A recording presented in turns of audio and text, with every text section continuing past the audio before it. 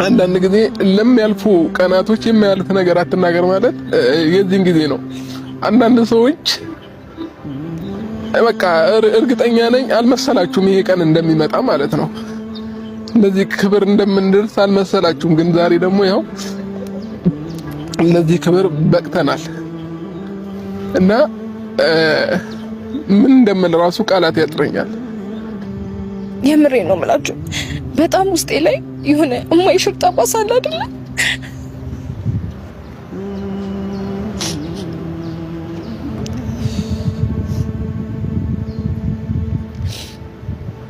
ያልፋል እኮ የማያልፍ ሜቢ ባያልፍ መስሎሽ ከሆነ ኦልሬዲ አልፏል። ግን አንቺ ግን እኔ ላይ ጣልሽብኝ ጠባሳ አይሽርም። የምሬ ነው የምላችሁ። ዱላ ይሽራል እግዚአብሔርን። ግን ከአንደበት ከምላስ የሚወጣ ቃል ግን በጣም ነው የሰው ልጅ የሚሰብረው። በጣም ነው ቅስም የሚሰብረውና አሩን ነው ለምን በዚህ ልክ እንደዚህ እኔ ላይ ለመሆን እንዳሰብሽ አላቅም። የኛ አይነት ህይወት ነገ ላይ እናንተ ምን ሊገጥማችሁ ይችላልና በእኛ ብዙ ነገር እንድትማሩ ፈልጋለሁኝ። ትዕግስትን እንድትማሩ ፈልጋለሁ። ጽናትን እንድትማሩ ፈልጋለሁ እና በትዕግስት ነው ዛሬ ላይ መድረስ የቻልነው ማለት ነው ቤተሰቦችና ሳቅ በጨዋታ በደስታ ባዘን ባለፉት ዓመታት ስንቱን አሳለፍን። ስንት ደስ ታየን ስንታየን መከራ ሲፈራረቁብን በተራ በተራ ደቂቃ አልፎ ሰዓት ሲተኩ ቀናት አለፉ ተረሱ እነዚያ ጊዜያት። ሰላም ሰላም፣ ውድና የተከበራችሁ ቤተሰቦቻችን እንዴት ናችሁ? እኛ በጣም ደህና ነን፣ እግዚአብሔር ይመስገን። ዛሬ በጣም ደስ ብሎኛል። የእውነት በጣም ደስ ብሎኛል። በጣም ብዙ የደከምኩበት፣ በጣም ብዙ የተባልኩበት እግዚአብሔር ይመስገን ብቻ ነገሮች ሁሉም ነገር አልፎ ለዚህ መድረሳቸው በጣም በጣም በጣም ደስተኛ አድርጎኛል።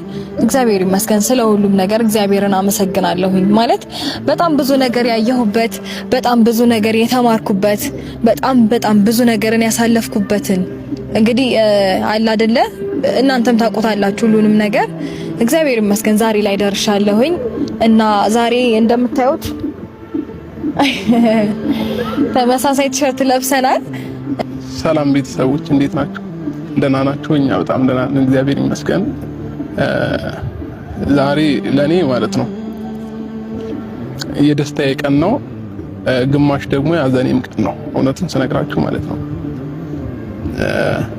የደስታዬ ቀን ለዚህ መብቃታችን በጣም ደስተኛ ነኝ። እውነቱን ስነግራችሁ ማለት ነው ብዙ ነገሮችን አልፈን ይህንን ልብስ ለመልበስ መድረሳችን ለኛ ትልቅ ነገር ነው፣ ትልቅ ነገር ማለት ነው። ግን ደግሞ ግማሽ ያዘኔን ያልኳችሁ ምን እንደሆነ ታውቃላችሁ ቤተሰቦቼ? እዚህ ለመድረሳችን ብዙ ነገሮችን አሳልፈን ብዙ ነገሮችን አይተን መተንበታልና እግዚአብሔር ነው የምላችሁ። እኔ በቃ የሆነ ያለፉት ነገሮች አልፈዋል፣ ግን ደግሞ የተባልናቸው ነገሮች ስንት ብዙ ነገር ምን ያልተባልኩት አለ ቤተሰቦቼ። እና ይህ ቀን ለኔ ሁለት ነገር ማሳለፍበት ቀን ነው እውነቱን ስነግራችሁ ማለት ነውና በህይወቴ ብዙ ተፈተኛለሁኝ። ግን እኔና ሩታ አንድ ላይ ከሆነም በኋላ እንደተፈተንኩ ፈተና የትም አልተፈተንኩኝም።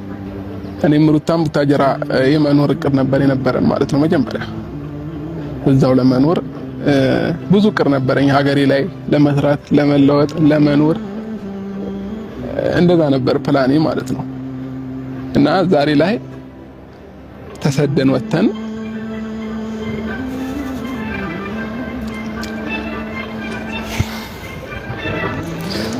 ያው ለመኖር